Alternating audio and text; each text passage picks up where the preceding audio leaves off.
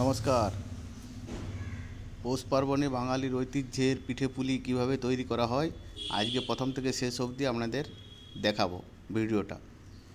আপনারা সব ধৈর্য ধরে দেখুন কিভাবে পিঠেপুলি তৈরি হচ্ছে, প্রথম থেকে শেষ পর্যন্ত সব প্রসেস এখানে দেখতে পাবেন। নমস্কার, ভিডিওটি কন্টিনিউ করুন, সঙ্গে থাকুন।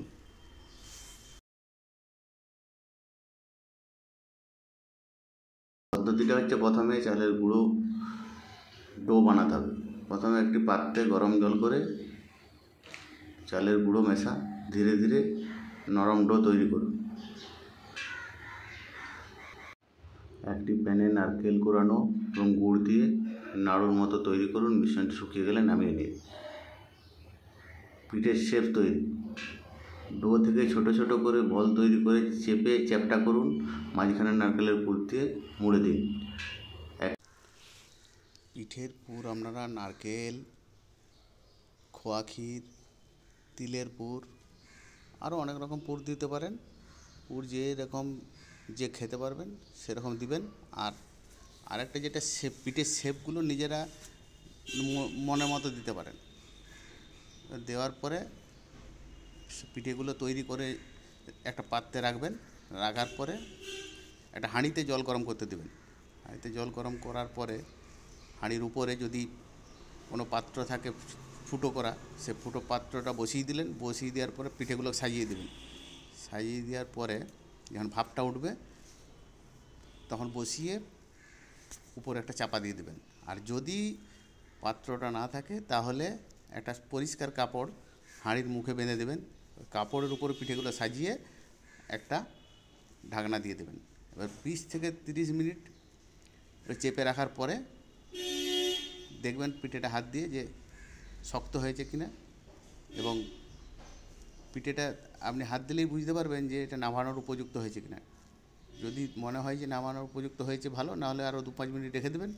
রেখে দেওয়ার পরে নামানোর সময় ঠান্ডা জল একটু উপরে ছড়িয়ে দেবেন। তার কারণ হচ্ছে যে পিঠের গায়ে যে চ্যাটচেটে ভাবটা থাকে সেই চ্যাটচেটে ভাবটা চলে যাবে।